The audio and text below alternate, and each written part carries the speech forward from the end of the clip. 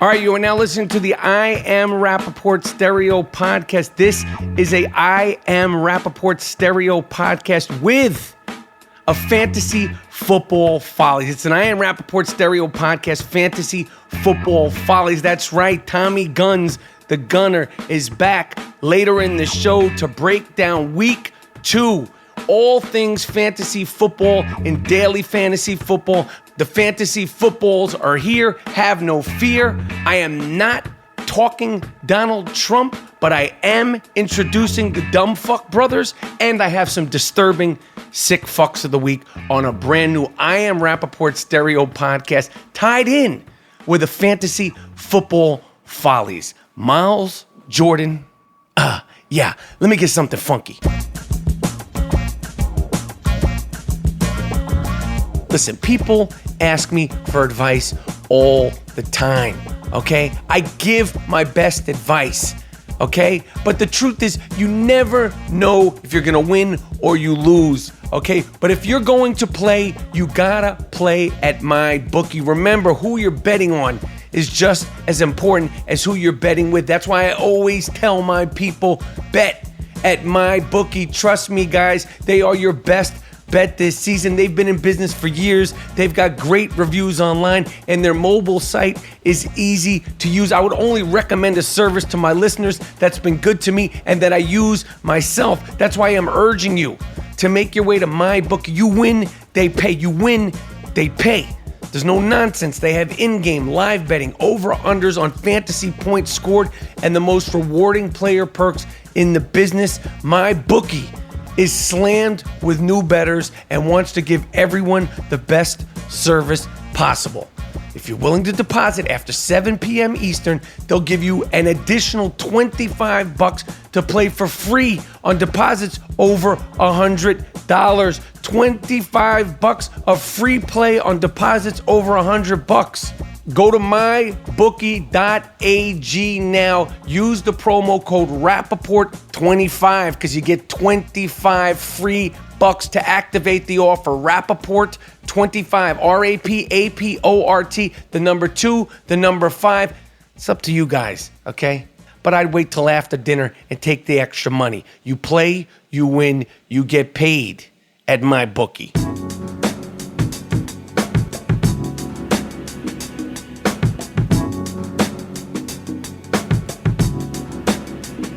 All right, I Am Rapaport Stereo Podcast. My name is Michael Rapaport, a.k.a. the Jake LaMotta of podcasting, a.k.a. the Gringo Mandingo, a.k.a. White Mike.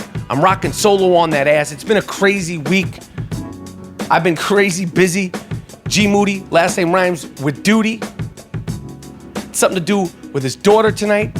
So I'm rocking solo on that ass. G Moody, last name rhymes with duty. We'll be back next week. This is the I Am Rapaport Stereo Podcast, and I told you, later on in the show, Tommy Guns, Tommy DFS, Tommy Nuclear is with me to talk week 2 in fantasy football, daily fantasy football. We're talking some season fantasy football. We're talking some Le'Veon Bell, but we have the money over here. We have the winning ways over here, okay?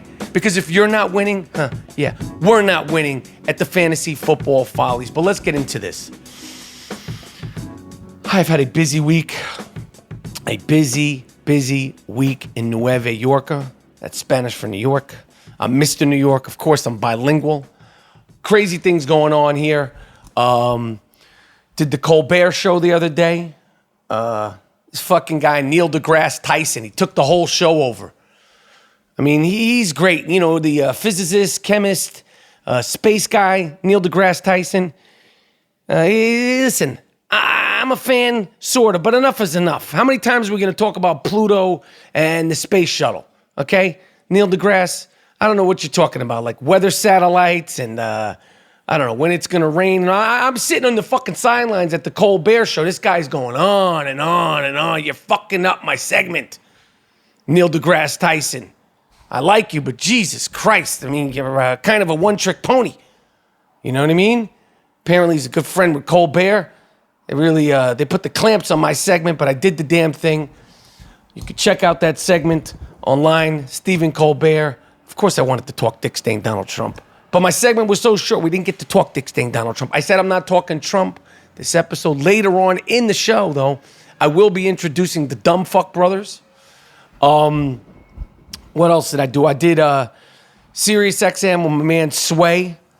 Talked a lot of hip hop with Sway and my girl Heather B. All things Eminem, all things that's going on, the good, the bad, and the glorious in hip hop. Talk some more Big Daddy Kane. It's Big Daddy Kane's 50th birthday week. Did Andy Cohen radio. Did Watch What Happens Live. Busy, but I can't complain, but I do. I cannot complain, but I do. What would I have without complaining? Of course I can't complain. I'm too blessed to be fucking stressed. But I'm busy. I'm a shit talking machine. They just turn the lights on. I see that red light, whether it's a recorder or an actual camera, and I just go. I go. Been promoting Atypical Season 2. All the listeners of the show that have been tweeting and DMing me that have watched Atypical Season 2 on Netflix, I really appreciate it. I try to get back to everybody. Sometimes it gets overwhelming. Please keep sending in your thoughts, your opinions, good, bad, or indifferent. Hit me up. Hit the rest of the cast up. I'm really proud of the show, and it is streaming on Netflix now, Season 2. What a fucking wacky week, man. What a fucking wacky week. So breaking the norm of the news cycle of the United States Tennis Association, they're still in an uproar over the Serena Williams U.S. Open, Naomi Osaka finals, which we've talked about. And I want to give a shout out to, who was it? Somebody complimented me the way I broke that down. Somebody in the tennis world said, I listened to all the opinions and I had my own opinions, but you did a really good job. Of course they did a fucking really good job. Of course they did a really good job. You think I'm talking out of the side of my ass? No. But now the referees who've been under fire all week are threatening to no longer referee Serena Williams matches. Listen, you're going to get the fuck out there and you're going to referee whatever matches we tell you to do, okay, assholes? Or you're going to get fired. You're not going to. You fucked up the refs. Listen, I'm not going to keep going into this. You threatening to no longer work her matches. Okay, fucko, next man up.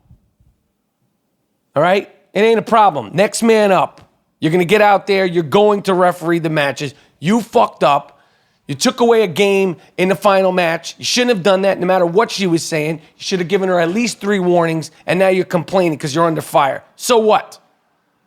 So be it. Deal with it. We've been following this story for a long time. The gentleman, British, who lost his loaf. And he is the first man to receive a bionic dick.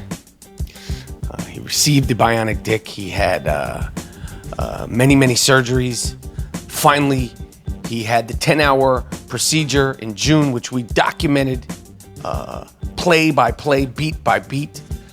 Then he spent 10 days with a painful hard-on and was forced to wait another 6 weeks before checking out his bionic loaf. Well, lo and behold, the bionic loaf works. Andrew Wardell and his girlfriend, Fedra, they tested out the goods, and apparently this guy's fuck style is buck wild. He's got a bionic dick. Apparently it's big and burly and bionic. It works like a charm.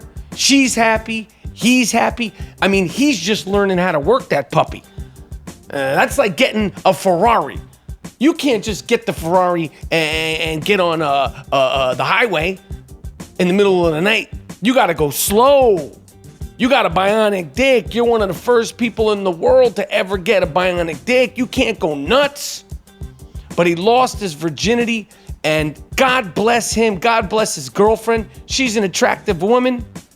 he's an attractive, regular-looking guy. It's not like there's some sort of a stereotype on a guy with a bionic dick. Okay, you would never pick this guy out of a lineup.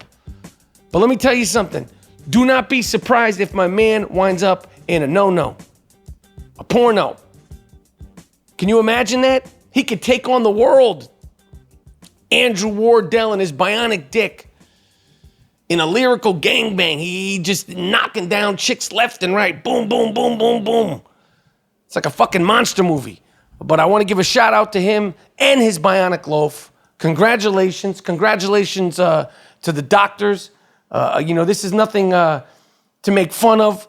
We're only making light of it because it works. It works. He's the $6 million dick. He's got a $6 million dick, a bionic loaf. So congratulations to this guy for making it through all the hurdles and the hard knocks, pun intended, of what he's went through, and now he seems to be on the other side of it. This kid, Post Malone, this rapper, I don't want to be anywhere near this fucking guy. In the last 3 weeks, he was a part of an emergency landing on a private jet. Then he crashed his Rolls Royce. Of course, if you're a face-tattooed rapper with, questionable skills, you have to have a Rolls Royce. He crashed his Rolls Royce, and now his old home was burglarized, and the burglars came in there looking for this fucking guy. I don't know if he's got bad luck. He seems like a nice guy. His music is fine. His face tattoos are a monstrosity, but he seems like a good guy. But I don't want to be near this guy. That is bad luck. This all happened in the last 3 weeks. What are you doing out there, Post Malone? Okay? You need to go to Hawaii and explore some caves and go into some, hot tubs and get some sage rubbed on you because you got bad fucking luck. Duke. I am Rapaport Podcast. I'm going to need some help from the fans, the listeners, the Rapapack, anybody who is out there listening to the I Am Rapaport Stereo Podcast. I am going to need, I'm asking for some help here because I could see what's going to happen. Apple just announced that they are releasing new phones, new watches. I have no interest in the watch. I got one of those Apple watches, and I'm not a watch guy. It's not the 90s. I stopped wearing a watch. You know what I mean? Once I had a kid, I stopped wearing a watch. I have my face in my phone all day. If I can't tell time from looking at the phone, then I don't deserve to even know the time. But they're releasing a watch with like a heart monitor, and it has some sort of EKG thing, which it'll tell you on your watch when you're having a heart attack, which I find that disrespectful. I don't know if that's some sort of joke, because if you're having a heart attack, the last place that you want to go, or I think you would need to verify it, is your watch. Like, what if you happen to be getting texted, and you're like, oh, I mean, come on. A watch that tells you you're having a heart attack. I God forbid, knock on wood, that ever happens to me, any of my loved ones, or any of the people out there. I just feel like call 911. Don't fucking the watch. Oh, your watch is telling. I know I'm having a heart attack. I don't need Steve Jobs telling me I'm having a heart attack. But they're releasing a phone, and what I'm asking for help here is, if you hear me start talking about getting the $1,500 iPhone, please ridicule me. Please. All of the most loyal fans, all of the people that support me, if you hear me talking about getting that $1,500 phone, go at me. Because I don't want to get it, but I am one of those dumbasses who likes new things. Although they are getting rid of the jack where you put your headphones. Remember, they changed the jack where you put your headphones. Now you got that little attachment thing. Now the attachment thing, which apparently was the most sold Apple product in the last 2 years. That's a fact. That little adapter, they're getting rid of it completely. So your headphones can only be Bluetooth.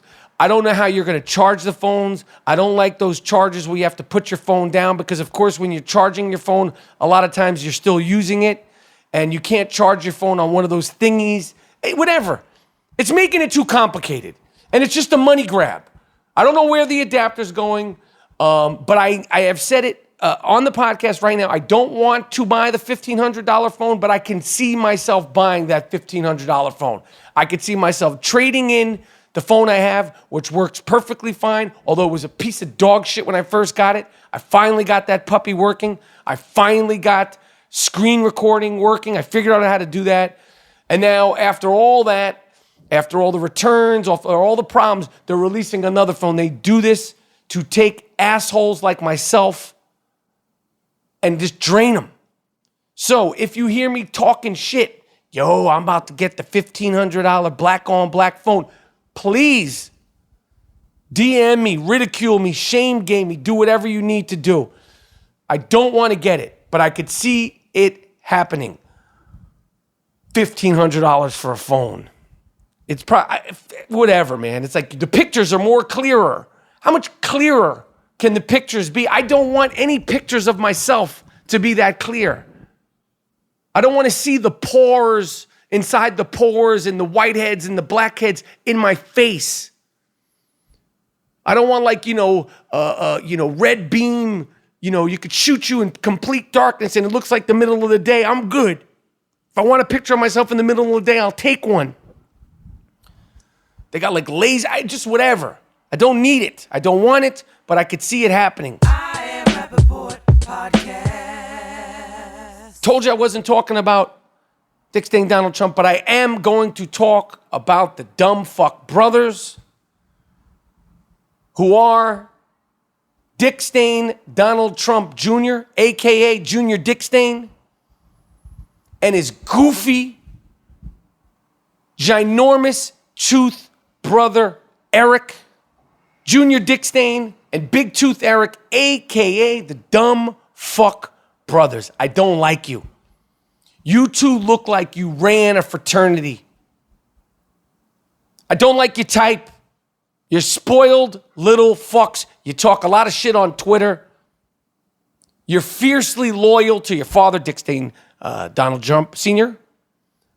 I get it. Are you fiercely loyal to your mom? The same mom that Dick Stain, Donald Trump cheated on endlessly in public. The Dumbfuck brothers, Don Jr., and Big Tooth Eric, these are the older brothers of Melania and Donald's youngest son, Barron, who I will never talk about until he turns about 21. Then I'll get him. Imagine those two fucks as your older brothers. And they're like in their 30s. You're like 12. They look like grown-ups. They're not like real older brothers. It's like some weird thing. He's like a 10-year-old, 11-year-old, 12 years old. And then you got these two freaks, Eric, with his big, ginormous fucking teeth. I mean, those things, Eric Trump's teeth are comparable, and I hate to say this, because it's one of the only things he's got going, but those teeth are comparable to Gary Delabonte, a.k.a. Baba Booey's teeth. That's a fact. They're big, but they're straight. One of the beautiful things, the humorous things about Baba Booey's teeth is that they have a curve to them. I don't know if you've ever noticed they have a curve. Eric Trump teeth, they're just tall and big. File them down. That piece of shit, Eric Trump, said this week that Bob Woodward, the Pulitzer Prize writer who just wrote a best-selling book about their father, Dick Stain Donald Trump Sr., he'll be referred to as Senior tonight because, of course, we introduced Dick Stain Donald Trump Jr., a.k.a. Dick Stain Jr. Follow me here. Bob Woodward, who is, in fact, Jewish, has been doing press for his book. It's now a bestseller. It broke some 93-year-old record of sales by a publisher or something like that. Congratulations on your book. By the way, I have a book. I don't mean to segue here, and I'll come back to the Dumbfuck brothers. This book has balls, sports rants from the MVP of Talking Trash. I have a book. That book is available now on paperback, audiobook, And of course, if you want the vintage hardcover, there's probably a couple of copies of that out there at thisbookhasballs.com, Amazon, anywhere you buy books. This Book Has Balls Sports Rants from the MVP of Talking Trash. You want to know why Lawrence Taylor is the greatest football player ever? You want to hear about when I fell in love with Mary Lou Retton? You want to hear about why Richard Williams is the real MVP, despite the fact that Venus and Serena kicked all the ass? You want to hear about the time I met Muhammad Ali, and so on, and so on, and so on, and so on. It's all in This Book Has Balls Sports Rants from the MVP of Talking Trash. Back to the Dumbfuck brothers. Eric Trump, who's from New York, said that Bob Woodward wrote his book and appeared on CNN to make a few shekels. I know what that means, Eric Trump. That's a Jew joke, right? You made a Jew joke.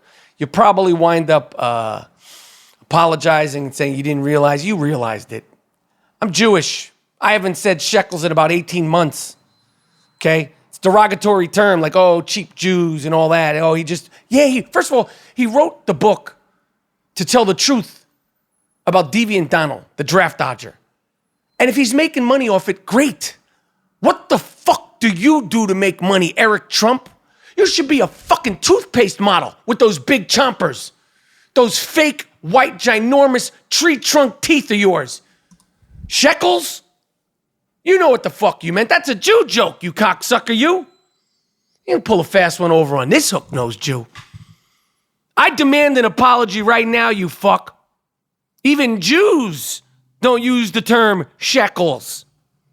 Huh? And your brother,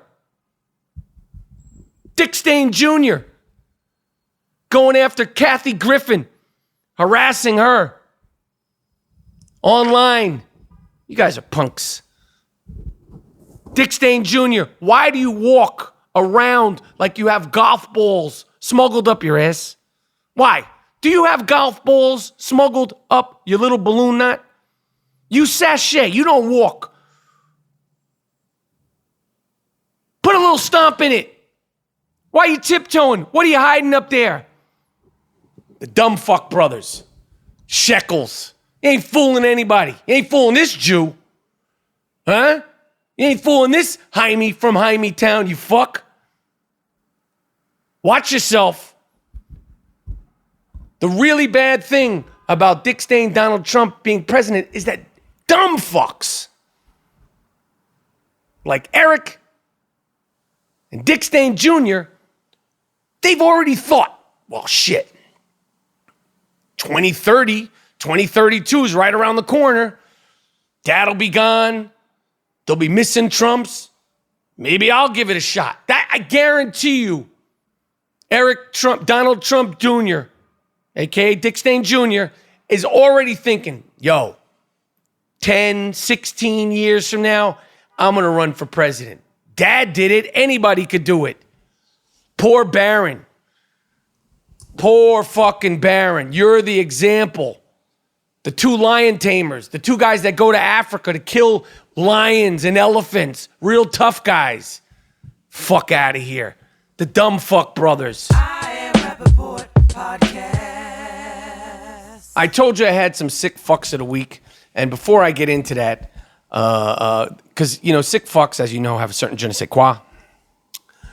But you remember Elizabeth Smart, the woman who was kidnapped in Utah?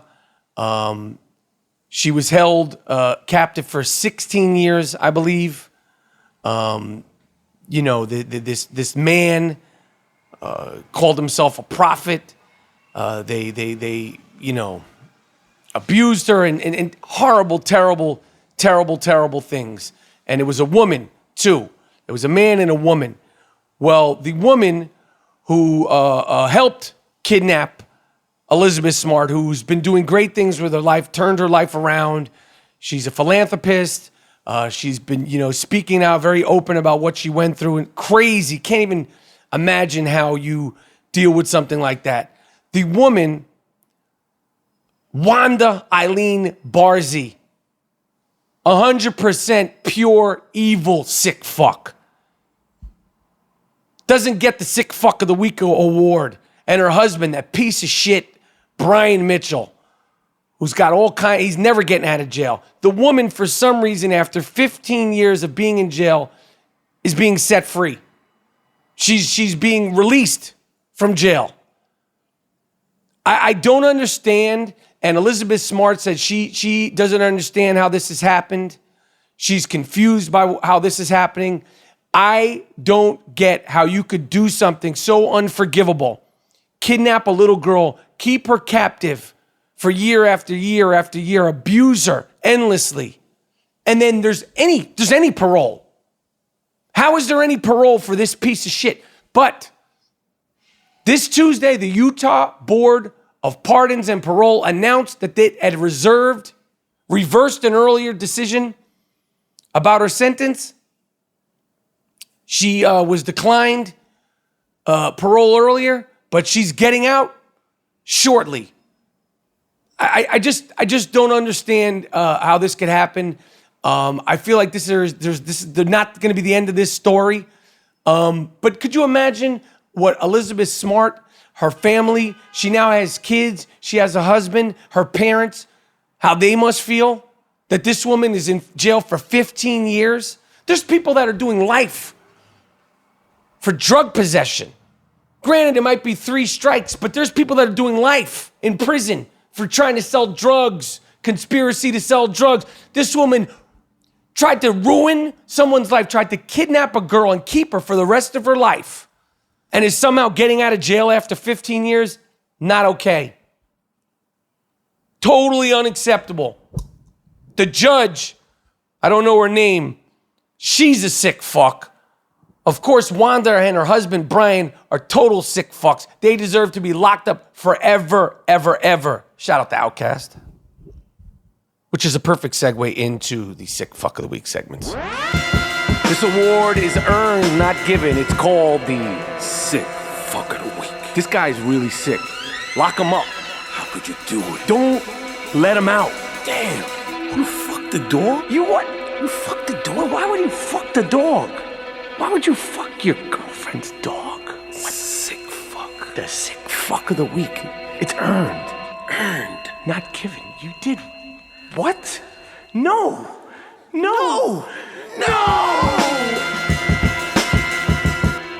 This is the award-winning Sick Fuck of the Week theme song. This is the award-winning Sick Fuck of the Week segment. This is an award that is given to a certain person with a certain kind of je ne sais quoi. It is earned, not given. Earned, not given. Not anybody will get this award. Again, it goes to a certain type with a kind of je ne sais quoi.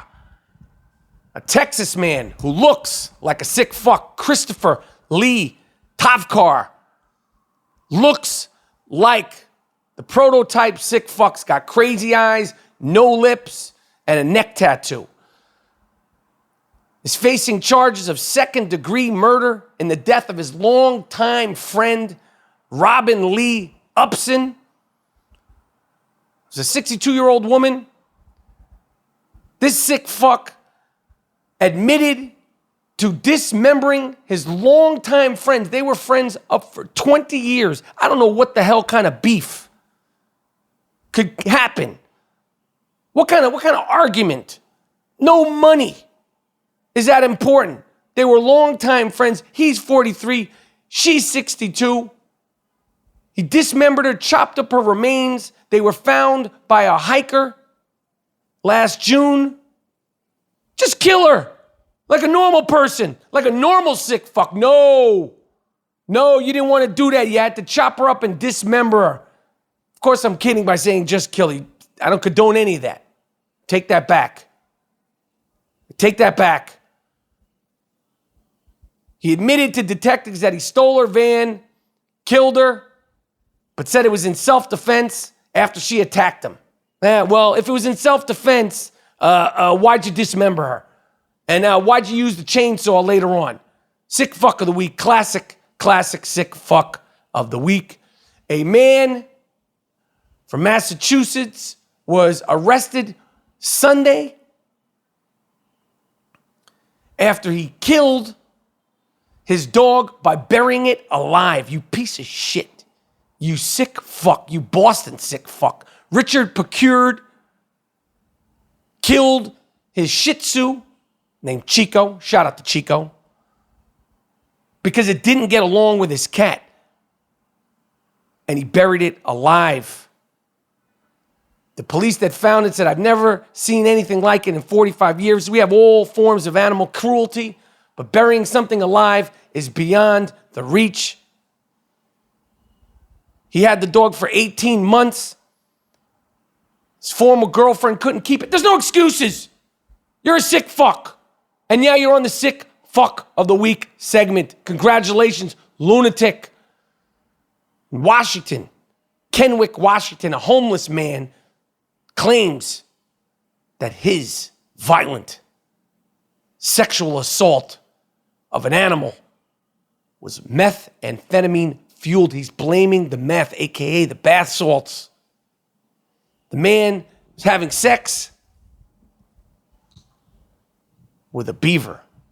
That's right. The man was having sex with a beaver that was actually injured. The beaver was on the side of the road injured. This sick fuck saw the injured beaver, and instead of helping it, instead of calling for help and rescuing it, he fucked it. He's now blaming the methamphetamine. Sorry, sucker, lock him up. You had sex with an injured beaver. You didn't just have sex with a beaver. You had sex with an injured beaver that couldn't even defend itself. Florida. That's right. Florida man was attacked by an alligator. He went into a little river ravine. There was a famous alligator named Fat Daddy. Fat Daddy attacked him. This is by a golf course. The victim, Richard Peel, was retrieving his golf disc, whatever that is. I don't know what a golf disc is. I don't play golf. He was removing his golf disc from the pond. And the gator did what the gator's supposed to do. It bit his ass. Bit him up. Didn't kill him. But this iconic alligator, Fat Daddy, was then pulled out of the ravine, out of the swamp, and is now being put down. And they are saying the reason why they're putting down this gator is because after an alligator attacks a person, there are no longer fear people. He shouldn't fear people. He's an alligator. People should fear the alligators. People should be afraid to go in a swamp knowing that there's a 10-foot alligator named Fat Daddy. The gator did what the gator was supposed to do. Gator did what gator does. Bit his ass. Now they got to kill the gator? You're the sick fuck asshole for going in there. Shame on you. The blood of Fat Daddy is on your hands. You sleep at night knowing that you had Fat Daddy euthanized. Shout out to Fat Daddy. This has been all over the news in New York. A 31-year-old animal abuser who brutally tossed a cat out of a window, then went downstairs and stomped the cat to death in front of kids in Queens, New York. Queens is in the house. This sick fuck tossed the cat out of the window, went downstairs and stomped it in broad daylight. He was in court in Queens this week. After he was being sentenced, he mooned the photographers, the paparazzi out there. He showed no remorse. He's been sentenced. He complained that the last time he was incarcerated, he ended up in the hospital with 4 seizures because your medication wasn't given to you. Who gives a shit? Who cares? You're obviously a sick fuck. You are obviously a sick fuck. He's been locked up for 10 months. 10-month sentence. And I'm going to tell you something. Ellis Kaplan, you sick fuck you. There's people in jail that love cats. I'm not one of them. I don't love cats. But you hopefully will be in a prison with some people that love cats. And they're going to hear about what you did. This guy's name is Giovanni Olivio. Hopefully your cellmate will be a cat lover just like my mom, and you, my friend, will be getting the Wonder Bread bag and catnip treatment. No, you're not getting olive oil. We can give you a little catnip to sniff on. Make sure everything's real nice. Make sure everything is, how do you say, a real proper. Finally, in New York City, again, New York, out in Queens, a retired cop and his wife were arrested with running a whorehouse. They call it a brothel. Let's call it what it is. It's a whorehouse, a betting ring with help from other NYPD friends. The retired detective used what he learned on the job for nearly a decade on the Vice Squad to launch his own $2 million a year prostitution and gambling ring in Queens, Brooklyn, and Strong Island. Shout out to De La Soul. Shout out to Rakim. He was in the Vice for the last part of his years. He knows the system. He abused it. You're getting locked up. Your wife is getting locked up. Ludwig Paz, you're running a whorehouse? No, you're going to prison. You're a sick fuck of the week. I am Rapaport Podcast. All right, listen. Have no fear. The fantasy football follies are here. Have no fear. The fantasy football follies are here. Coming up next. If you ain't winning, we ain't winning. The fantasy football follies. I am the Gringo Mandingo, senior fantasy football analyst of the I Am Rapaport Stereo podcast. Special guest. This guy doesn't play games. He's a pro. He's what you call a ringer. Tommy Guns. Tommy G. All right? Just launched a podcast, but he's here with us. The fantasy football follies. We're winning over here. Week 2. Tommy G. Fantasy football follies coming up next. All right, it is week 2 of the football season, which means you have a second shot at victory. Bragging rights and huge cash prizes are up for grabs all season longs at DraftKings, the leader in 1 week fantasy sports. This week, DraftKings has over $2 million in total prizes, and you can play for free with your first deposit to compete for your share with 1 week fantasy at DraftKings. You choose when to play, you choose who to play. Draft a new team every week. There's no season-long commitments. At DraftKings, you are the GM, you are the owner. Just choose your players, stay under the salary cap, and see how your team stacks up against the competition. No matter what your skill is, no matter what your skill level is, there is a contest waiting for you at DraftKings. So if you've been thinking about playing 1 week fantasy football, now is the time to play. You could win your stake in over $2 million in cash prizes. Download the app or go to DraftKings.com now. Use the promo code Rapaport to enter a contest for free this weekend with your first deposit and compete for your share of over $2 million in total prizes. $2 million. Minimum $5 deposit required. Eligibility and restrictions apply. See DraftKings.com for details.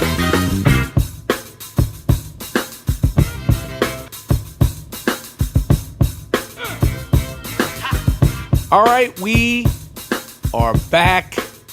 The fantasy football follies with Tommy G, a.k.a. The Gunner, and me, executive senior fantasy football analyst, the Gringo Mandingo, a.k.a. Michael Rapaport. We are back. Fantasy football. The NFL is underway. The fantasy football follies are here. I am here with the gunman, Tommy fucking G. Tommy G, in the place to be. How you feeling? What the fuck is up, Rap? We can curse this year. We can got curse. No holds barred. Yeah, we go nuts. I mean, when we go nuclear, we can go fucking nuclear. I'm so excited to curse. I felt like I was fucking handcuffed last year. This is great. Listen, the season's underway. Week 1 is in the books. Let me just ask you this. As a senior fantasy football analyst, and you as a professional, and let me remind people, okay, and new listeners, last season was extremely productive for our listeners. And the Gunner, Tommy G, came in 7th place at the DraftKings World Championships, amongst other things. Okay? So if we're not winning, you're not winning. And the motto, the slogan of the show is, we're winning over here. Okay? We pride ourselves in the fact that if you're not winning, we're not winning. Okay? So Tommy G, here's my first question to you. Everybody has all these thoughts. Everybody has all these analytics. Everybody has all these predictions. Obviously, it's only week 1, but what did you learn? What should we have taken away from the week 1? And after all the hype, hysteria of draft August, the month of August, which is just like draft, scared, fear, questions, answers. Did you learn anything that turned out to be bullshit? And did you learn anything that you go, I knew this was true after 1 week?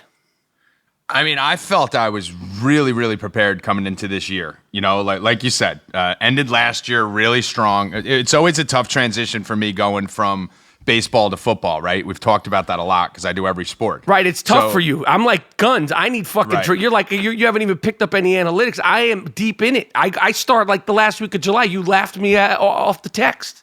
And that was the thing. For the last 3 years, that's what I've been doing. And that's why you saw the end of last year. You know, I hit the King of the Beach seat in the middle of the season. I won $200,000 in DraftKings, the live final at the end of the season. I got better as the year went on. Right. Because I wasn't locked in early. This year, what I did at Guru Elite is I stopped doing baseball content over a month ago. So this year, I feel so fucking locked in. It's insane. I've been studying football nonstop, putting out draft guides for our subscribers. You know, week 1, I felt like it was week 10. So nothing's really shocking me too much. I feel like I was on a lot of stuff. I scored over 200 on both my lineups on DraftKings last week, made a bunch of money, felt really good about everything. Subscribers made a ton of money. So I don't know. I mean, I'm a little surprised at how good a lot of these young quarterbacks are doing. Yeah. That's very surprising because they're not just doing well in the preseason, but it's correlating a little bit to the games. And, you know, guys like Darnold and them, Mahomes, they look sharp.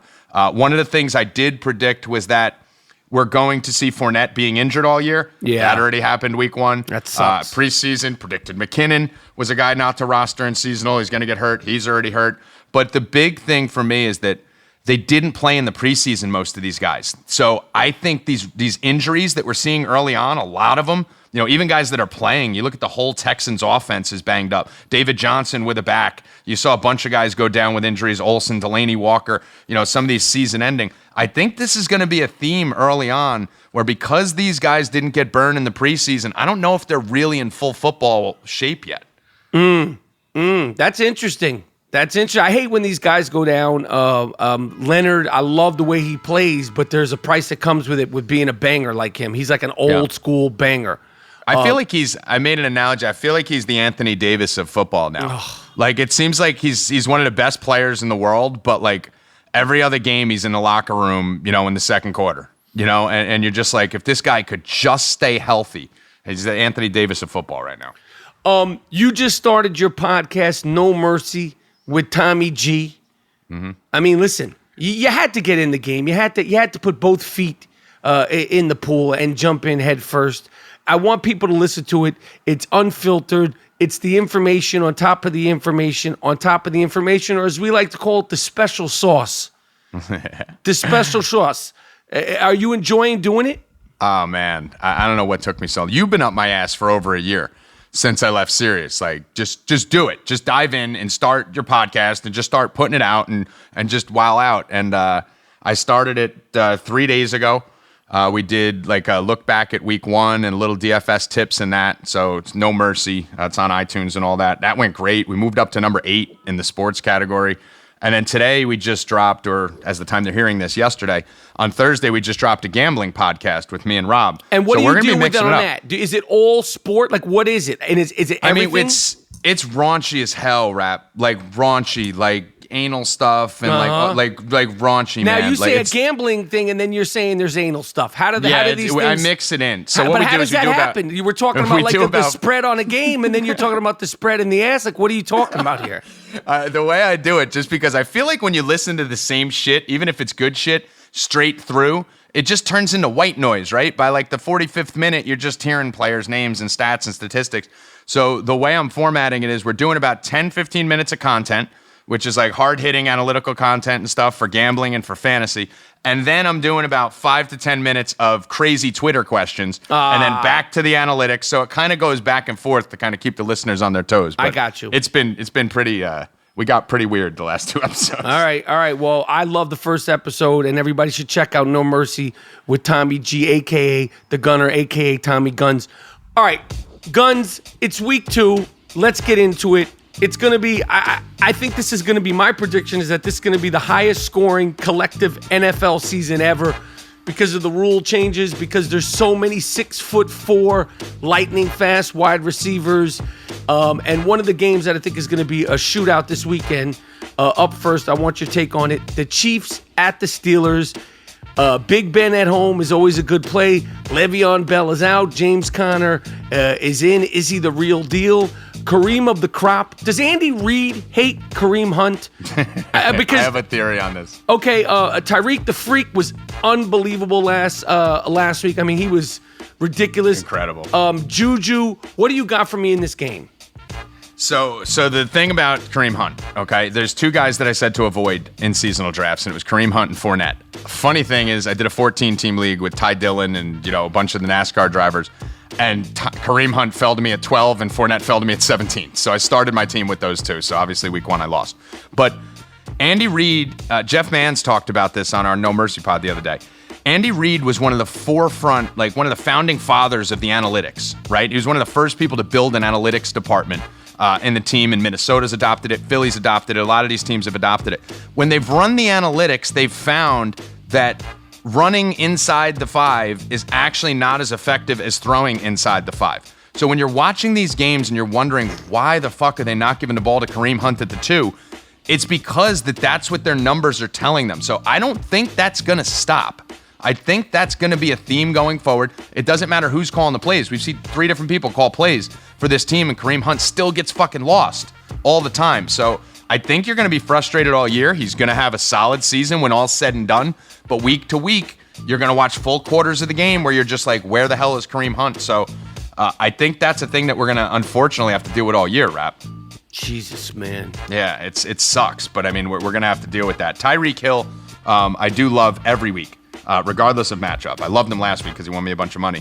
But I think this whole Kansas City offense is tied to Mahomes, to Tyreek Hill, where he's going to drag Mahomes. Mahomes has not had much success at all throwing to anyone but Tyreek Hill this year, and that's including the preseason. In the preseason, I think he connected with Tyreek Hill like on 14 of 14 attempts, and so far it's like, I forget. Let me see. I wrote the number down here somewhere. It's 21 of 24 targets he's connected with Tyreek Hill. So him and Hill are locked the fuck in. But the other guys aren't seeing the ball. Travis Kelce was 1 for 6. The other secondary receivers weren't doing anything. We didn't see much of the backs out of the backfield. Got to remember, he's not going to be much of a check down quarterback. He's going to be a guy who's going to probably scramble for a few yards before he checks down to a running back. So, I mean, on Kansas City, until I see otherwise, I think Travis Kelce could end up like number 7 tight end this year, even with the injuries. But I'm really worried about everyone. Really worried about everyone. Do you have him on a lot of teams, Kelce? No, I didn't pick him on any. And I didn't either. There was just a sort of vibe, energy that I got from that week 1 along with Kareem Hunt that I think he'll have his games, but I don't think it's going to be this every week, beast out Travis Kelce thing that he could be if it was a different offense or a different team.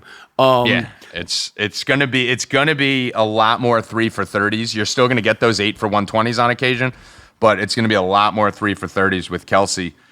So KC this week, it's gonna be a shootout. I love Tyreek Hill. He's gonna be one of the higher owned guys in the league. You could play Hunt. You could play Mahomes dirt cheap. Not crazy excited about Mahomes or Hunt, but it's really the Pittsburgh side of the ball that I'm ecstatic about. Your boy Juju, I fucking love this kid, man. I'm obsessed with him. I actually had Antonio Brown as being like a 9 pick in seasonal just because of Juju. AB's been doing all this with no one there, just like Martavis Bryant and a bunch of scabs over the years. And Juju's emergence is going to cut into AB. And I just think the kid's a fucking star. So I like him this week.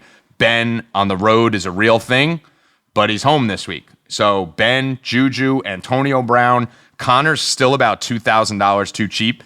And they're going to keep ramming the ball down this kid's throat. They're going to keep giving him 30 carries just to say fuck you to Le'Veon Bell. So expect to continue to see Connor get fed. If they're inside the 3, they're giving the ball to Connor just to say fuck you to Le'Veon Bell. So I love the whole Pittsburgh offense this week. And I mean, the Le'Veon Bell thing is being discussed ad nauseum. It's crazy to me that he's actually sitting out. How do you think this is going to end, and when is it going to end? I had avoided him. I had the 3 pick in my draft before he announced what was going on, and I didn't go near him. I think he's going to be out for as long as possible. I mean, I think he's definitely out for 4 weeks. I think he's going to be out for 8 to 10. And the reason why I said, and I'm dying for this to be right, is he's worried about his rap career too. I think Lev's sitting there going, I don't give a shit about the money. I'm going to spend these 7 weeks. I'm going to drop a rap album at some point over the next 6 weeks, and I'll go make $5 million off that, and you could all go fuck yourself. So I think Le'Veon Bell is in full-blown preserve your body. I'm going to get a max deal from somebody next year, and I just don't think he's coming back anytime soon. That's crazy that you're bringing up a rap album as a possible reason. But, I mean, he should get... I don't know. That is nuts. I mean, you saw it in the MMA the other day. If any of you guys watch UFC, Tyron Woodley just had the belt and just defended the title. In his post-fight interview, the first thing he said is, "Thank God I won because I'm dropping a track with Wiz Khalifa." In a couple of these guys are crazy. One track could probably make them $5 million. Yeah, I mean, if you make a good track, and you could. I'm thinking about getting back, dipping my toe back into the rap game. Your last name's Rap. Yeah, exactly. All right, the Dolphins at the Jets. Darnold's homecoming. Will that last? They played the Lions last week. Looked ridiculously easy. The Dolphins' first game. I don't know. Are the Jets for real? Who do we like on Miami? Kenny Stills balled out last week against Tennessee, but the Jets D has weapons. What do you think of this game? And right off the top, Darnold. What do you think of him? I mean, I'm a Jets fan, so I'm biased. I took the Jets on the money line. Actually put my subscribers on the Jets on the money line, plus 250 in that game. But it wasn't bias. I just think Detroit's that bad. They're a terrible football team. But the Jets, I like them, man. They got more weapons than people think, and I love this defense, and Darnold looks amazing. But I personally still will say it. I would have liked to see McCown get the first crack. I thought they fucked him over a little bit. He did a great job last year, when he came in for the Jets and looked good before he got banged up. I would have liked to see McCown start a couple games and then Darnold come in, but hey, he's proving me wrong right now. I think he's going to be fantastic going forward, but I'm shocked he's this good this early. What do you think of his matchup this week against Miami?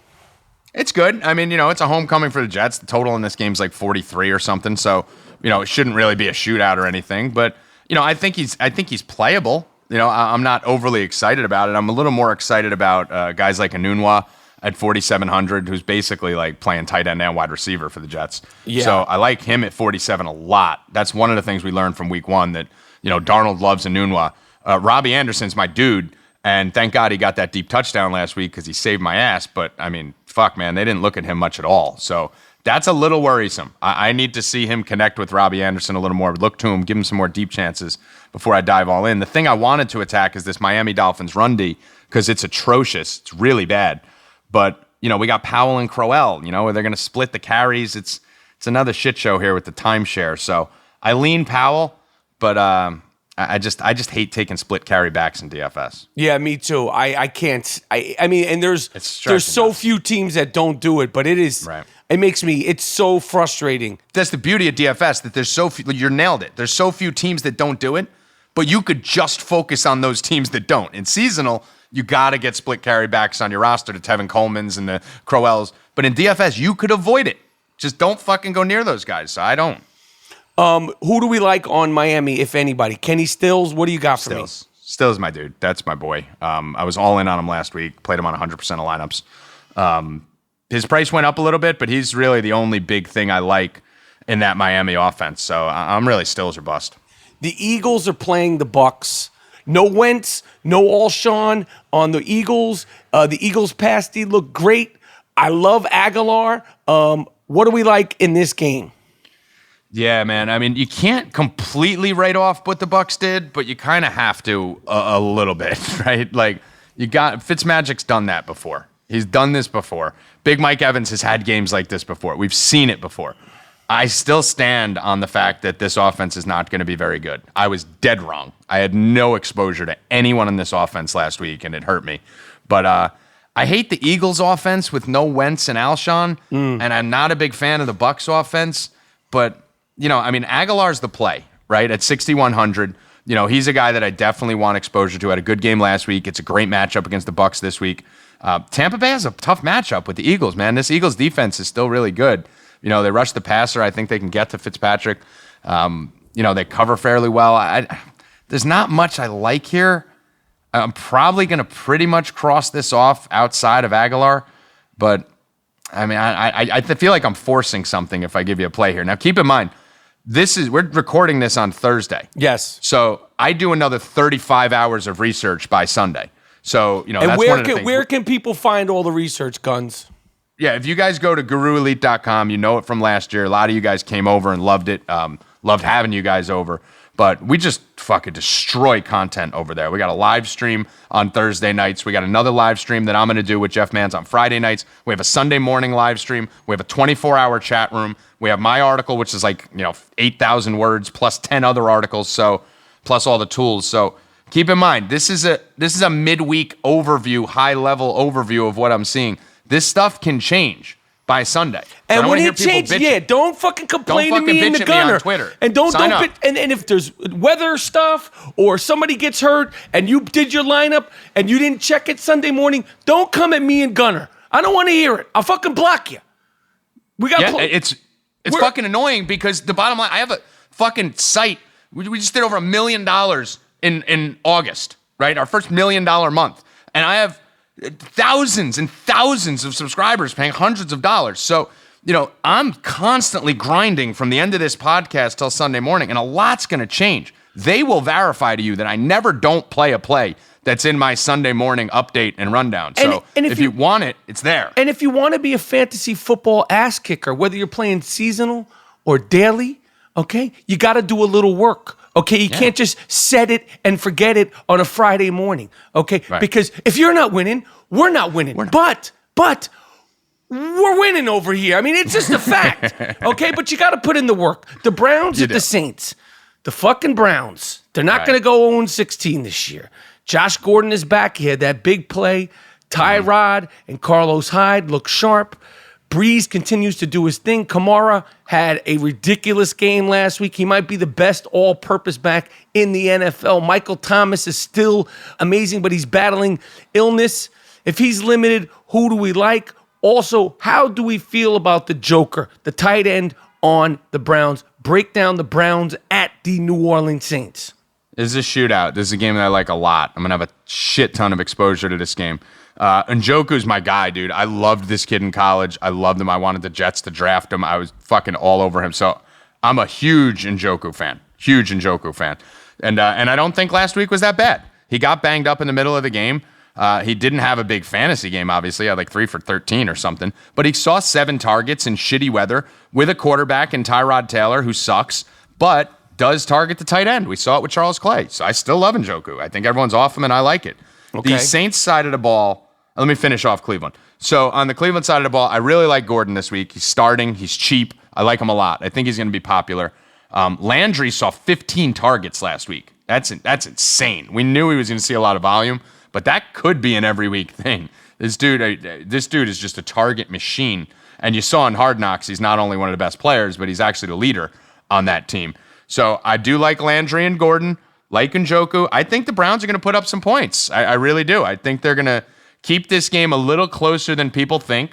We just saw this Saints defense get lit up by Tampa Bay. So the Browns could do it if Tampa Bay could do it, because Tampa Bay's offense is actually worse than the Browns. So I think this game shoots out. I think it stays a little closer than we think, and I think there's plays on both sides. But the New Orleans side is just fucking gold. I mean, Kamara is a must-play every week till Ingram gets back. You have to play him every single week on most of your lineups and your main lineup. He only had 8 carries for 29 rushing yards last week and still scored fucking 46 points. That's insane. It's insane. They were trailing all game, so they threw a little more, but he's game flow agnostic. Michael Thomas, I love. I'm not worried about illnesses. I never worry about illness. I only really worry about, injury. Right. So I'm not worried about him. I actually put a prop on him plus 1,400 for our gambling subscribers to lead the league in receiving. And after 1 week, we're winning. So shut the season down. But Drew Brees every week. Saints D is interesting, Rap. Even though they got fucking smoked last week, they got 7. Tyrod took 7 sacks last week. So that's an interesting play for tournaments. Outside of that, Ginn, I don't 100% trust yet.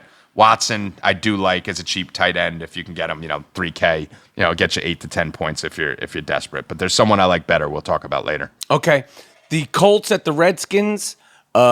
Adrian Peterson is alive and running. Chris Thompson looked great. I'm really happy that AP is back. Jordan Reed or Crowder, are they going off? I got Marlon Mack stashed in the Stern League. T.Y. and Ryan Grant bowled out against Cincy last week. What do you got for me? The Colts at the Washington Redskins. Yeah, this one's interesting. AP did it with volume last week. Right. That's one thing we got to keep in mind. He averaged under 4 yards a carry. He had that huge pass play for 52 yards, which boosted his receiving stats. But, 26 carries for 96 yards. You're getting 26 carries. You should probably be at around $120 in the NFL. So I do love the workload, and he's a guy that I want to ride early in the season. If I have him in season long, I'm probably going to trade him by week 3 or 4. Just get some good value for him before he wears down. But it wasn't that impressive of a running game when you watched every play. But if he's going to see fucking 25 touches, then fuck it. I don't think he is going to see that many touches this week, but I think it's a much better matchup this week. So I still love him. I like him over Chris Thompson. Thompson's explosive, but AP's $400 cheaper. And remember last week with Thompson, when you're looking at that game, this is a dude who's going to be erratic. He's always going to be erratic. There's going to be weeks where he explodes, and there's going to be weeks where he disappears. That game last week was great, but he only had 5 carries and 6 catches. He only touched the ball 11 times.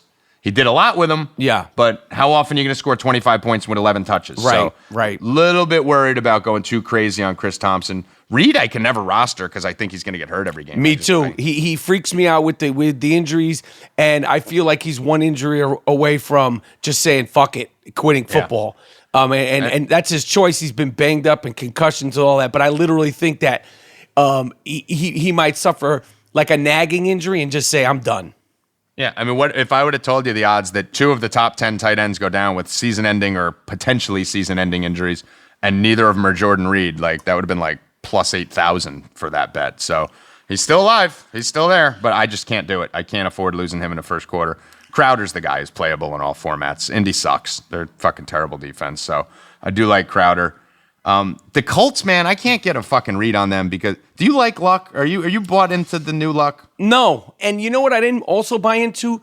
The Colts offensive line. You got a quarterback who just came back from a major injury, missed an entire season, and you're letting him get banged around. He was getting banged around in preseason. In the preseason, I saw Luck get sacked 3 times in one half. Or at least 2 times. And the first week, like that doesn't happen to elite quarterbacks. Like you're just not supposed to get your elite quarterback, especially week 1 after like that major injury and surgery and all that. He shouldn't be touched. Like at most he should be maybe pushed down. He was knocked around game 1. Yeah, he got hit 9 times. I mean, that's a lot, and you might say, well, other quarterbacks will get hit 9 or 10 times too. It's different when you're banged up like Luck's been. So I worry about him. He doesn't have the full zip on his ball.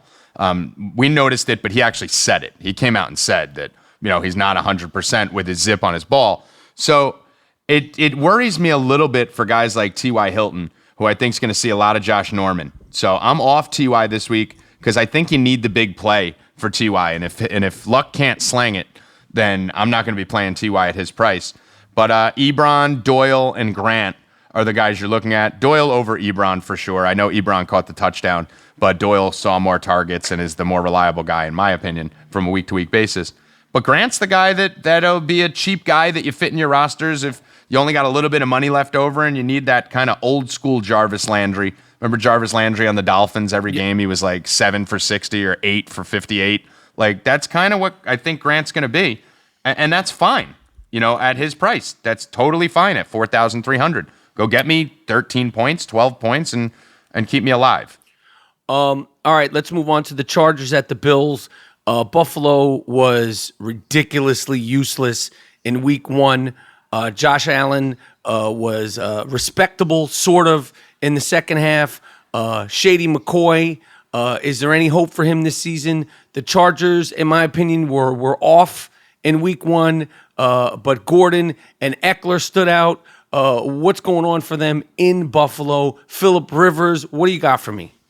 Yeah, the Chargers got Mike Tyson. That everyone has a plan until they get punched in the face, and Tyreek Hill just came out and punched these motherfuckers in the head. So I don't know if I put too much weight into that. I hate the whole Bills offense top to bottom every week. I said it last week. I'm saying it every week. I hate their whole fucking offense from top to bottom. Poor Shady McCoy, is sitting there behind this terrible offensive line with a rookie quarterback and just no weapons on the outside. Just he's cheap, 5,700. So it's like you gotta consider him at that price. But it's just so hard to fucking roster anyone in that Bills offense. And on the other side, on the Chargers, you fucking love everyone. I mean, it's the fucking Bills, dude. They're a fucking disaster. So Keenan Allen under 8K seems too cheap, 7,800. Love that. Both the Williams boys are nice guys. When you fill out your roster and you got like 4,500 left at receiver and you're like, who the fuck do I play? Yep. You can interchange these two, Mike Williams and Terrell Williams. I have no problem with either of these guys at their prices because they're going to be able to do whatever the fuck they want on the offensive side of the ball. The Bills' run D did look fine last week. That's one of the things that got lost in the shuffle here, that they only allowed about 3.4 yards per carry. But I do like Gordon. Everyone's got a fucking boner for Eckler. They're losing their fucking mind over this guy. I don't know fucking why. Everyone's spending fab money on him, and I like his skill set. This is Melvin Gordon's team, guys. Eckler saw 27% of the snaps last week. 27% of the snaps, and they were getting their fucking ass kicked all game. So he's the pass catching back who's going to be in there. If they're killing the Bills, then you should see that drop to like 13, 14, 15% of the snaps. And there's no way I'm rostering a guy who's going to see 15% of the snaps on offense. So I do not see what everyone else is talking about, spending all that money to pick up Eckler right now. But Melvin Gordon, obviously, in a blowout, should just trounce these guys. In seasonal, what is your take on the Chargers defense? I mean, you love it. I like it throughout. I love it this week, I should say. Throughout the year, it's good, but for this week, for sure. It's one of the best things that you're going to find. It's my favorite defense on the board this week. So I love it this week, like it for the season. All right, the Vikings versus the Packers. I'm imagining this is going to be a shootout. It's a big game all over the place. From everything that we're hearing right now, again, you got to do some checking. Aaron Rodgers is playing as of right now. If he doesn't, are there any other players worth putting on the squad? From the Packers, Dalvin Cook on Minnesota had a big game, caught a lot of passes. Diggs and Thielen are the real deal. And what do you think about Cousins, Minnesota defense? What do you got for me, Minnesota at the Green Bay Packers? So this game is reliant on a lot of things, right? And like we said, we're recording this thing on Thursday, late afternoon night. So, when I'm doing my research, this is one of those games I put to the back. I move it to the back because we have Aaron Rodgers, which is going to affect the whole fucking game. Mm-hmm. Just to show you how up in the air it is, they don't even have a Vegas line on this game. They pulled it off the board. So for me to go spend a bunch of time doing research on a game that I'm going to have to re-research on Saturday is inefficient, right? So I could tell you this off the top. If Aaron Rodgers plays and Devontae Adams plays, this game could shoot out a little more than people think. That Minnesota defense is filthy at home. They're on the road. They're really, really, really good at home, and they're just very good on the road. So I think you have opportunities to pick off guys like Adams and Cobb. I'd probably want to go for the cheaper Green Bay options, like a Randall Cobb at 4,600. He's completely mispriced because the game took place after Sunday night games. We talked about this last year. DraftKings already has their pricing set for week 2 before the Sunday night game's over. So they didn't see Randall Cobb go 9 for 142. So he's mispriced along with a lot of the Monday guys. So he's still 4,600. So he's probably the best value on the board, regardless of who's playing and who's not. The Minnesota side is what I love. I love Thielen and Diggs, man. Cousins, Thielen, Diggs. It's a good spot for all three of those guys. Don't know if they'll make my main roster as of yet, but definitely interested. And the big thing with Dalvin Cook that I liked was he looked great, he looked sharp, he looked healthy. He looked great out of the backfield, but he didn't look great running the ball. Running the ball, he looked something was off. I mean, it was the Niners. He had 16 carries for 40 yards, 2.5 yards per carry. But catching the ball 6 for 55, he looked fantastic. So still high on him, but I didn't like the 11 carries from Lat Murray. So right now, as this could change next week, for right now, I'm kind of avoiding the running game on both these teams and just going to be picking off some wide receivers and the tight end position I don't have that much interest in.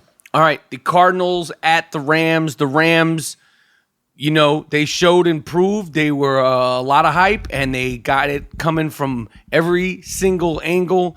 Jared Goff is a comfortable, efficient, dick-slinging quarterback. Gurley, they got a lot of receivers. The Cardinals, DJ, he's banged up. Is there anything to like on the Cardinals, and what do we like on the Rams this week? It's this fucking DJ, man. This fucking guy. This injury's fucking pissing me off because when you're talking about a back that flares up so quickly, even if he's fine and he's cleared and everything's good, he's a fucking enigma right now. Yeah. It's one of those situations where even if they say he's fine, I want to play him this week because no one's going to play him. He just shit the bed last week, outside of that fluke touchdown at the end that he got in meaningless time. He didn't do anything. He pissed everyone off. So everyone sees the Rams in LA. No one's going near him. I don't think people are realizing that the Rams gave up 9 catches to Jalen Richard out of the backfield, and their fucking linebackers can't cover anybody.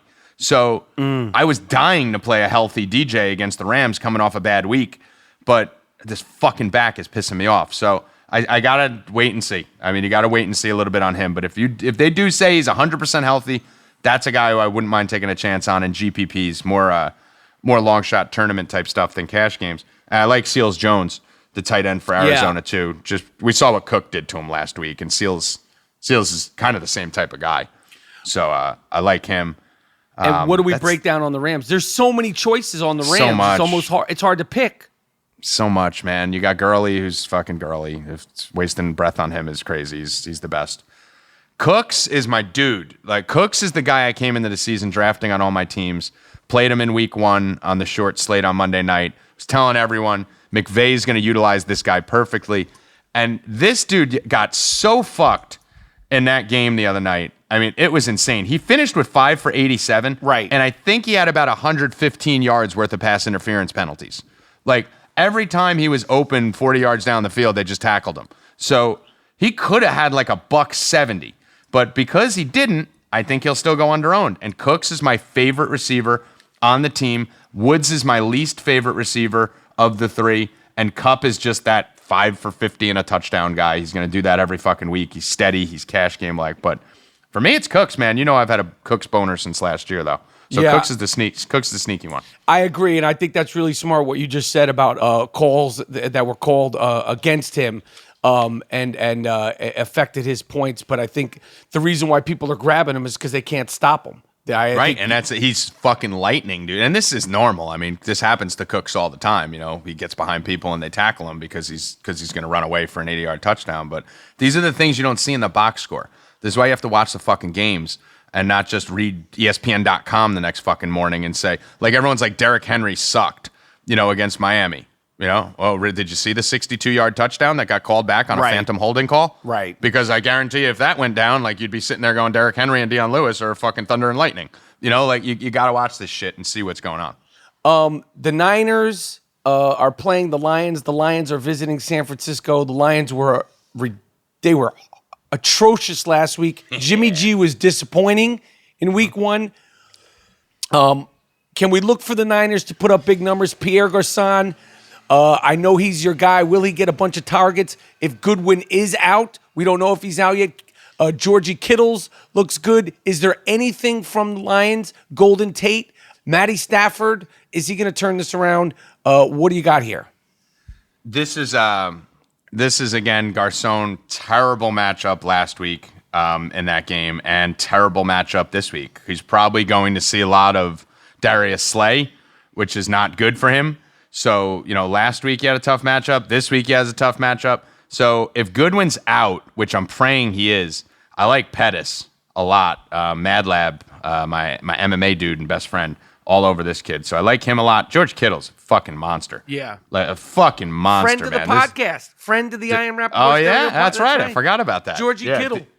Dude, he's a fucking monster, dude. 9 targets. I felt like they threw to him 19 times because it seemed like every play was going to him. But he's going to be chalked this week, too. He's going to be popular. Detroit's a fucking bag of shit defensively. And that was before. Mike Clay, who works with ESPN now, a good friend of mine, he actually posted something before the season with his weighted defensive rankings about how Detroit was the worst defense in football. And they proved it week 1. So this isn't a shock to anyone who's been looking at the numbers. So, yeah, I think the whole San Fran offense is in play. Garoppolo, you got to remember, had a couple drops that killed him. Pierre Garçon dropped one in the end zone, which is rare. But he'll be fine. He'll bounce back this week and just thump him. I think he's going to be one of my favorite quarterbacks on the board at 6,000. But Garoppolo, Kittle, that's really it on the Detroit side of the ball, San Fran side of the ball. On the Detroit side, yeah, I mean, I hate their fucking whole running back situation. I play Riddick all the time. It's the only guy that I fucking touch out there. And every year, it's the same fucking story. We come into the season, I get in arguments on Twitter. Well, this running back's going to be Amir Abdullah is going to be the difference maker. And now it's fucking Johnson's going to be the difference maker. No, they fucking all suck. Right. Just don't play Detroit running backs. Just throw Riddick in there every once in a while. At least you're going to get 5 catches, and there's going to be those few games where he gets 8, 9 carries. I think this is a spot for Riddick today. I really like this Sunday. Really like him. I think he's a very good play if Blunt is out, especially.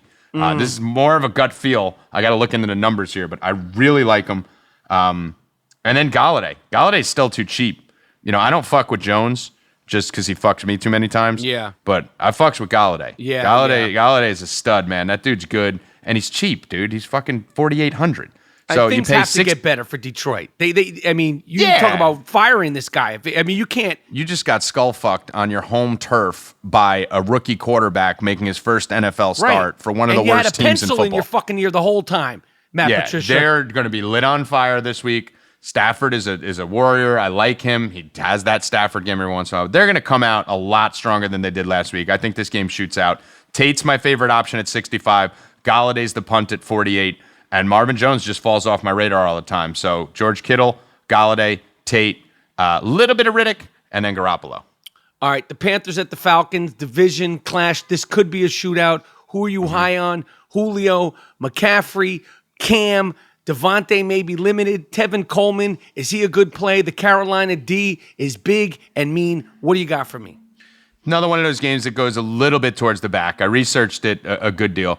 But, I want to see what's going on with Freeman for that situation with Tevin Coleman. So it didn't dive as hard as I normally would into that. But, I mean, it's pretty cut and dry with that. If Freeman plays, you're probably not crazy interested in either back. If Freeman sits, then you're definitely very interested in Tevin Coleman at 5,300. Whenever he's going to get full workhorse load, he catches passes, he's a goal line back, he's going to be a 3-down back. So you have to like that situation if Freeman's out. If you own both in fantasy seasonal, you're probably hoping Freeman misses. Like, that's why you own them both, to get one of them down. Julio Jones, fucking nutting all over my computer talking about this every year. I love Julio Jones in this matchup. So absolutely love him in this spot. And McCaffrey, like you said, those are obvious. McCaffrey and Julio are fantastic fucking plays. Olsen's out. I hate Cam to begin with. And now he just lost his blankie. Funchess benefited last year. I think you saw like 2 or 3 more targets a game when Olsen was out. So, I mean, I get the Funchess play at 4,700. This is weird, Rap. Here's the numbers with Cam last year versus Atlanta, okay? And this is why I don't know what the fuck I'm going to do here. Last year in the 2 games that he played Atlanta, he threw for like 140 and 180, okay? Which immediately would make you cross him off the list. But in those 2 games, he had 20 carries for 140 yards. So, like, he ran like crazy against this Atlanta defense both times last year. So, you're kind of sitting here like, all right, he's going to throw for $150, but if he gets me 50, 60, 70 rushing yards, that's kind of like throwing for 300. So, I don't hate him. I probably just won't. He won't be on my main 2 or 3 lineups, though. But I'll get to him on like a 4th or 5th lineup. Okay. Is there anything else in here? The Carolina defense Not really. Nothing. I think Atlanta D maybe a little bit. I'll get a little Atlanta love, but that's about it. All right, the Texans at the Titans. Deshaun Watson looked not good last week. He didn't look mobile. He didn't look accurate. Not having Will Fuller didn't help anything. Hopkins and Lamar Miller are in top form. Is there anyone else you like in Houston? Dion Lewis had a big game, but Corey Davis and Derrick Henry didn't. Delaney's gone for the season, it looks like, which is upsetting. He was very high on tight end list in the preseason. Who steps up? But first and foremost, Deshaun Watson. I mean, they picked things up. They picked up the pace versus New England later on, but he never really picked up the pace. What is your take on him right now? Deshaun Watson, it was the same take as it was in the preseason. Deshaun Watson is nowhere near as fucking good as everyone thinks. Not even in the same realm of good as everyone thinks. He's good. He's talented. He's going to be a big play guy. But he was so touchdown reliant last year. It was insane. When you look at these fantasy numbers Deshaun Watson was putting up last year, it's completely irrationally unsustainable. Like, first of all, we only have like a 6-game sample size of the kid. But, I mean, in 4 touchdowns, 3 touchdowns, 5 touchdowns, 4 touchdowns. I mean, he literally threw for 16 touchdowns in a 4-game span. Right. And it was against Cleveland and Tennessee. He's really good. He's going to be really good. But he's going to be like 280-2 good. He's not going to be 320-3 good like everyone thinks he is. So, but I like him. It's just calm the fuck down, everyone. So we saw it week 1. We're going to continue to see it coming off the injury. He needs Fuller. Fuller's his field stretcher. Fuller's his baby. He loves Hopkins, but Fuller thrived with Watson because Fuller's the deep ball guy. So this is the number 1 game I put on the back burner. This is the number 1 game I'm going to tell everyone listening to this, wait till Saturday to dig deep into it. You have Corey Davis, DeAndre Hopkins, and Fuller are all questionable. We have no idea what's going on with any of those guys. If one of them are out or 2 of them are out, it fucking changes everything. So I want everyone in. If everyone's in, I like everyone. I like all 3 of those guys. Like, literally love all 3 of those guys, and I even like Watson. If you take Hopkins or Fuller out, I don't like anything on Houston. And if you take Corey Davis out, I don't like anything on Tennessee. So, Dion and Henry, like, flip a fucking coin. Like, I just don't like anything in this game if we're missing a couple guys, and I like everything in this game if they're all playing. All right, so we gotta check that Saturday, check it Sunday, keep checking. And I'll have it updated. I'll have it fully updated in the article. The Raiders at the Broncos. We saw flashes of Gruden's great offense, but Amari and Jordy were shut down. They brought back Martavis Bryant, which was weird. Beast Mode had that big run, but got pushed in the end zone. I'm off of Beast Mode. Jared Cook balled out. The Broncos offense is high-powered. Keenum, Thomas, Sanders, and Sutton. Their defense looked good. What do you got for me? The Oakland Raiders, soon to be the Las Vegas Raiders, which is going to take years to get used to, are at the Denver Broncos. You're a fucking $1 billion football franchise playing on a baseball field. So that's the best thing that's going to happen there. But Jared Cook, I love Jared Cook. I love how they're using him. Gruden loves him. Gruden called out Carr. Amari Cooper doesn't exist. Beast Mode, obviously, also. So, I don't love the matchup versus Denver at Denver for Beast Mode, but he's fine. Jared Cook's really the only play on the Raiders. On the Denver side of the ball, I lean Freeman over Lindsey, but like Lindsey more than Freeman, if that makes sense. Long term, I think Lindsey looked better and flashed way more, but Freeman's going to get the first look this game, so he's the guy I go with. And then Keenan and Emmanuel Sanders. They were on my main lineup last week. They balled out. 3 touchdowns for Keenan. Emmanuel balled out. He went up to 6,200, but that's still cheap. So I like both those guys, Keenan and Emmanuel, against the Raiders. All right. The New England Patriots versus the Jaguars. This is a rematch. This is a grudge match. The Jaguars had them against the ropes, but then the Patriots did what they do. Gronk looked good. He looked sprightly. He looked lean and mean. Burkhead, Hogan didn't look fantastic. What about this kid? I have him in one of my leagues. Sony Mitchell, the Jaguars offense looked respectable. Lenny, again, we talked about Fournette. What do we like in the Patriots versus the Jaguars? Could this possibly be a shootout? I don't like this game. Why? It's shocking. I don't like it. I think you're going to get a playoff atmosphere. in this game. It's in Jacksonville. We don't know what's going on with Fournette. I think I don't like this game. I don't like attacking Jacksonville. One, right? So you never want to attack one of the best defense in the NFL.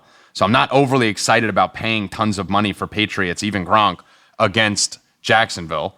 And then on the other side of the ball, if Fournette's out, I mean, yeah, Yeldon, maybe Dede and Cole. I think everyone's going to be off Keelan Cole this week because they were on him last week like fucking idiots when we told them not to be. And, they'd flopped. But, Dede and Cole and Yeldon will be fine.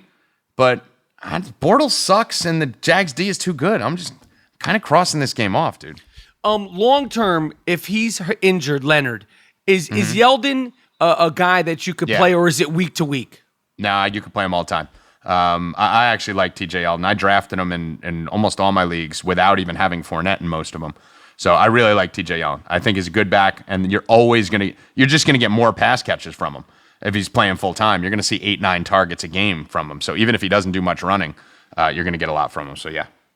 All right, Sunday night, the New York Giants at the Dallas Cowboys. Big game, division rivalry, two offenses who leave much to be desired. Zeke versus Saquon. Are you picking one of these guys? Odell is a must start. Shepard, Ingram, is Dak anything? What do you got for me? The Giants versus the Cowboys. Please say something good here. Zeke Elliott had a bad game last week. Right. Yeah. Is it going to get better, Tommy? It is. It's going to get better for Zeke. As long as he keeps fucking head in the game and doesn't pout like he started to do on the bench. But I do have good news for you, Rap. My good news is that the Giants are one of my favorite bets of the week. So I think Big Blue gets on the board this week. Okay. I think the Cowboys are a fucking disaster. Dax doesn't have much to throw to. You can't even blame him. His number one receivers are like Hearns and Gallup. So what the fuck do you expect from the guy? But the Zeke Saquon shit, they're both around the same price. I got to dig more, but I'm definitely leaning Saquon. I'm leaning Saquon here simply because the Giants came into the year from Pro Football Focus as the 14th worst run D, and the Cowboys came in as the 30th. So I think Saquon's got the better matchup. I think he's more explosive, and I think they're going to force him the ball. And we saw last week it only takes one play for dude to get off, whereas Zeke is kind of like a chop, chop, chop, chop. Right. Saquon's that fucking chop, chop, bang. So I kind of like that upside with Barkley there this week. This is those games, though. I talk about this every year. The Giants and the Cowboys, the last three meetings were 10-7, 20-19, and 10-3. These teams don't fucking shoot out anymore. They used to shoot out to like 50 points a game every time they played, but they haven't been lately. And here's the crazy stat with Odell. This is one of my sneaky stats that I use every year. He went 10 for 146 and 2 touchdowns in his rookie year. Since then, 4 for 34, 4 for 35, 5 for 44, 4 for 94, 4 for 74 versus the Cowboys. Every game is like 4 for 60, 4 for 50. So I think they scheme him out in a similar way that Cincinnati schemes out Antonio Brown. When he made that crazy catch, it was versus Dallas, right? Yeah, and so they're like, we're not having that again. Since then, it's like, fuck this dude, and they go after him. They headhunt him. They scheme safeties over the top on him. So I'm not as big on ODB as I think a lot of people are. So I don't have much volume in this game. Saquon will probably be my highest owned player. What is your thoughts on Evan Ingram? I love him. He's great. He's probably my next favorite option below Saquon. All right, Monday Night Madness. The Seahawks at the Bears. Obviously, the Bears defense was ridiculous. Khalil Mack came out with a chip on his shoulder. Russell Wilson got sacked 6 times in one football game. Baldwin's out. Brandon Marshall, who no one discussed. Some people thought he retired. He had a solid game last week. Tyler Lockett and their rookie tight end, Izzy, balled out last week. It's Monday Night Football. Is anybody worth going after for this Monday night matchup? The Seahawks at the Chicago Bears. I like the Bears side. I want to pick on Seattle. So I did it week 1 with Denver. So I want to do it again. I like Trubisky. Jordan? Yeah, I like Jordan Howard. I know it's your boy. You like him this week. So I'm a big fan of Jordan Howard this week. Yeah, I think they're going to win the game. I think they'll have control of the game, and I think he'll be in the driver's seat running down their throat all game. So I like Trubisky, Burton, and Howard. I like those three guys on the Chicago side of the ball. I think they could all have good games. And on the Seahawks side of the ball, it's like, fuck, man. I just can't fucking do it. Like, it's just a fucking... I know Marshall's fine, and Lockett's fine, and Russ is Russ, but it's just so fucking ugly. I'm just probably fading mostly. Yeah, I agree. A quarterback in the first week to get sacked 6 times. They're so bad, man. They're so bad. Is the Chicago defense going to continue to be as disruptive as they were? They're going to get better. They're going to get better. They're going to get better. The more Mac gets comfortable with the scheme and the defense, the more they start building defensive schemes around him. You got to remember, motherfucker's only been there for like a week. So, right. Once they start building defensive schemes around, he's a once-in-a-generational player. They're going to get better as the season goes on. And Trubisky's going to get better. All right, there we have it. That's week 2. Now, Guns. I'm starting to hear something. I don't know. Can you hear? What is that noise? What's that sound? Is that the what is bombs that? going off? No, I hope it. No, those are sirens. What? That's a nuclear watch. That's a nuclear watch. Guns. We talked about all the games. We talked about all the players, but specifically, nuclear. Who is going nuclear week 2 in fantasy football in the NFL? Let's do it. Bringing it back. So I would say I'm going to do the same thing we did at the end of last year. We're going to give kind of a high-end nuclear, chalk nuclear, and then a contrarian nuclear. So my chalk nuclear at quarterback is going to be Drew Brees. I think he goes right back at their fucking throat again. Without Ingram there, they're going to run less. This doesn't only help Kamara in the first 4 weeks. It helps Thomas, it helps Brees, and it helps Kamara. They're going to run less with no Ingram. So, because they don't want to give Kamara 20 carries. This is a pass-first team. Drew Brees, all the way the fuck in. I don't know if he's contrarian or not, but a lot of people are down on him after last week. Jimmy G. Jimmy G is my boy that I think he has a monster game this week. I think he throws for 300 and 2 or 3 touchdowns this week. Hopefully Goodwin's in. So that's the nuclear at quarterback. Running back, Kamara, fucking just play him. I know it sounds fucking obvious. Kamara, Connor, play him. Play these guys. Just put them in your fucking lineup and build around them. And contrarian, I don't think people are going to be on AP this week. But I do like the volume. I think the volume in the matchup leads to a good game for AP this week. So I'm going to go back to the AP well in week 2.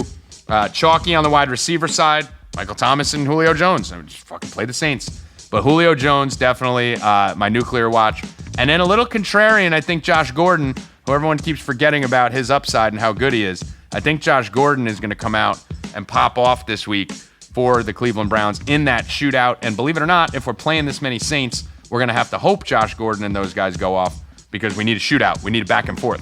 Okay. Tight end, Kittle, our boy, your boy, friend of the pod, and Seals Jones. That's my crazy kind of contrarian weird one at tight end. And then defense, chalk defense, Chargers, contrarian defense, Jets. All right, there we have it. Listen, it's the Fantasy Football Follies. Again, if you want the details, inside the details, go to fantasyguruelite.com. They got all the sauce, all the sports, every single thing you could want that has to do with betting, that has to do with fantasy. They got 24-hour chats. They got articles. You could just get inside the inside. And Tommy Gunn's new podcast, which is kicking ass in week 1. In week 1, No Mercy with Tommy G, a.k.a. Tommy Guns, a.k.a. The Gunner. Tommy, I appreciate it. I appreciate you coming on, man. I'm excited about it. And we're getting you on my pod next. Let's do it. Next week, I come on there. And if you want to talk about anal, we'll talk about anal. We don't even need to talk about sports. Let's just get fucking crazy. Talk about cool. We'll yell at each other over Kaepernick. Whatever, we'll go nuts. We'll go crazy. All right, thanks for having me, brother. Appreciate you, Rap. All right, thanks for all the special sauce, Tommy. I love you guys. All right, I want to thank my guy, Tommy G, for giving all the special sauce. Follow him on Twitter, follow his podcast, and definitely go to guruelite.com if you really, really, really want to get deep with all the information. He's one of the best in the business. He's fun, talks his shit, but at the end of the day, if you ain't winning, we ain't winning. I am Rapaport Stereo Podcast, Fantasy Football Follies Hybrid. Next week, G Moody will be back. Who knows what'll be on the slate, but rest assured, it's going to be fantastic. My name is Michael Rapaport. Yo, check out Atypical this weekend. Season 2 is streaming on Netflix. Miles, Jordan, take us out of here with something nice, something real proper. I'm done.